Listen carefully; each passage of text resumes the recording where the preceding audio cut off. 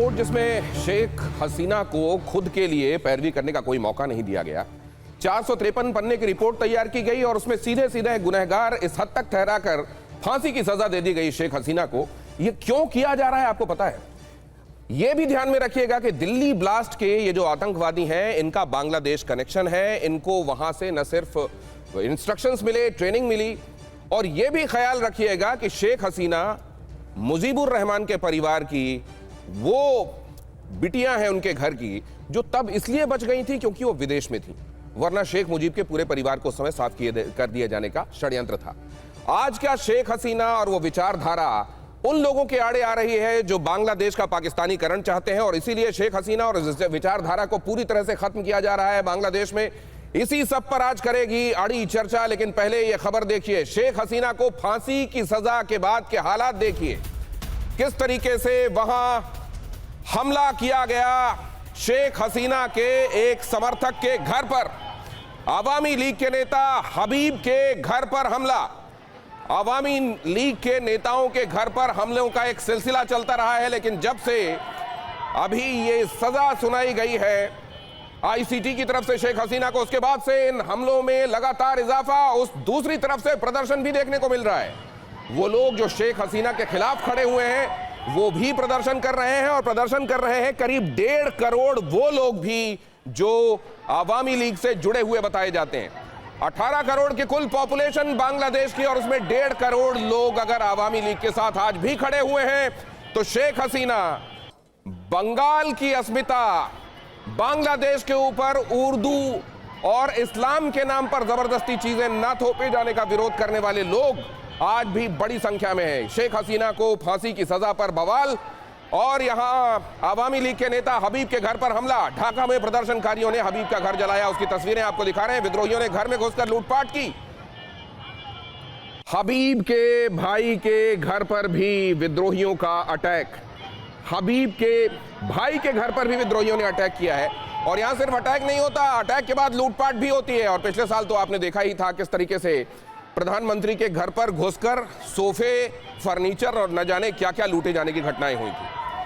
तो यहां पर भी न सिर्फ हमला हुआ है बल्कि लूटपाट की घटनाएं भी हुई हैं। अगली खबर देखिए, हिंसा की आग में जल रहा है बांग्लादेश। ढाका समेत कई शहरों में हिंसक झड़पें हो रही हैं। थान मंडी में प्रदर्शनकारियों ने आगजनी की है। देसी बॉम्ब से कई इलाकों में धमाके तक किए जा रहे हैं। यहां धान मंडी के इलाके की तस्वीरें आपको दिखा रहा हूं। पहले मैंने आपको दिखाया आवामी लीग के जो नेता बचे हुए हैं, शेख हसीना यहां है, वो आगे क्या बांग्लादेश जाएंगी नहीं जाएंगी, बांग्लादेश की तरफ से इंसिस्टेंस किया जा रहा है। लेकिन इस बीच वहां जो भी सेकंड लाइन या थर्ड लाइन का लीडर समझा जा रहा है उसको खत्म करने की ये पूरी साजिश चल रही है, ताकि आने वाले दिनों में आवामी लीग वाली मानसिकता के नेता बचे ही नहीं। और यहां धान मंडी में जो उपद्रव हुआ है उसकी तस्वीरें आपने देखी। बांग्लादेश कुल मिलाकर कट्टरता और पाकिस्तानी षड्यंत्र के हवाले होता जा रहा है, ये हम लगातार आपको दिखा रहे हैं। उसी की कड़ी में आज की अड़ी और अगली खबर, ढाका में पुलिस और प्रदर्शनकारी आमने सामने। आप ढाका की तस्वीरें देखिए, यहां पुलिस और प्रदर्शनकारी आमने सामने। पुलिस पर उग्र भीड़ ने की पत्थरबाजी, हिंसक प्रदर्शनकारियों पर पुलिस का लाठीचार्ज। तो इस तरफ वो लोग भी हैं, अरे शेख हसीना को फांसी की सजा के ऐलान के बाद वो लोग भी ताली बजाते हुए पत्थर हाथ में लेकर सड़कों पर आ गए। अरे अगर तुम्हारे मन का ही हो रहा है तो फिर सड़कों पर आगजनी क्यों? तुम्हारे ही मन का हो रहा है तो उपद्रव क्यों? इस अपने मन का होने पर भी हिंसा और नहीं होने पर तो हिंसा कर ही रहे हैं। तो ये लोग कौन से हैं, किस तरह की मानसिकता के हैं, और वो कौन से लोग हैं जिन्होंने दिल्ली ब्लास्ट के आतंकियों को इंस्ट्रक्शंस और ट्रेनिंग दी है बांग्लादेश से?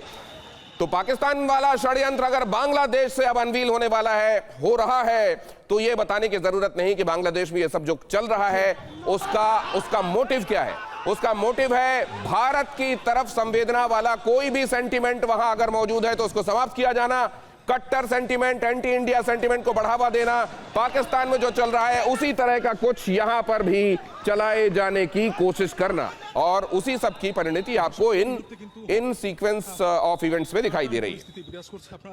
अब शेख हसीना राह का रोड़ा क्यों है, बहुत जल्दी से ये समझिए, उसके बाद अपने डिस्टिंग्विश्ड गेस्ट के पास आपको ले चलता हूं, जो आज कही जा रही बातों का थ्रेडबेयर एनालिसिस करेंगे, और वो भी जो हम आपको नहीं बता पा रहे हैं उनकी निगाहों से हम देखने की कोशिश करेंगे। शेख हसीना राह का रोड़ा क्यों? शेख हसीना को फांसी की सजा क्यों? शेख हसीना को असल में क्यों सफाई का मौका भी नहीं दिया गया? क्यों वाकई एक इस तरीके का कोर्ट जिसमें एक तरफा कार्रवाई हुई, सजाए मौत के पीछे असल में सियासी साजिश है? आप जानते हैं शेख हसीना को यह माना जाता रहा कि वो वहां पर भारत समर्थक नजरिए का नेतृत्व करती हैं और मोहम्मद यूनुस पाकिस्तान समर्थक नेता हैं। पाकिस्तान समर्थक नेता जैसे ही कुर्सी पर आए, उन्होंने पहली जो कोशिश की वो ये की कि किसी भी तरीके से शेख हसीना और उनके नजरिए को अब लीडरशिप के लैंडस्केप से खत्म किया जाए।